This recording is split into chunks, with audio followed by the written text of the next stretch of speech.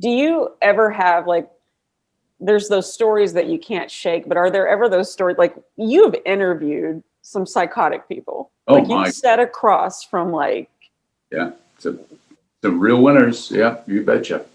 have there ever been any that you've actually been, even though there's people that could intervene, like have you ever been nervous with certain people?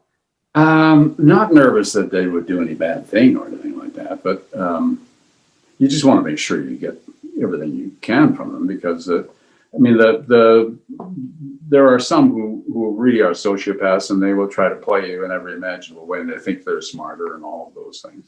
Right.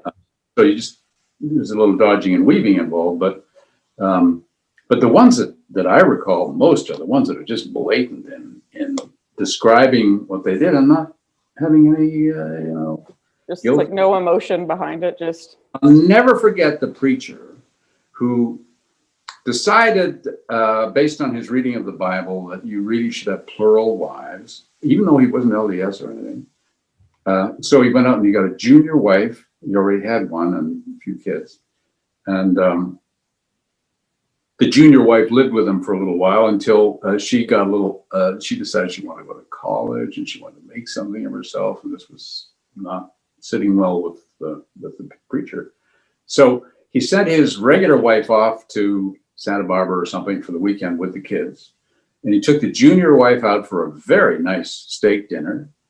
And then they came home again and he took her into the bathroom and he cut her into little pieces in the bathtub and put all those pieces into a couple of Tupperware containers and put them in the back of a rented SUV, drove it out to Arizona, buried it under a cairn in the desert.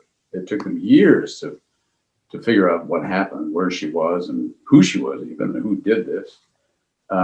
So I got to interview him in prison and he cheerfully admitted to doing all those things and told me why and the rest of it.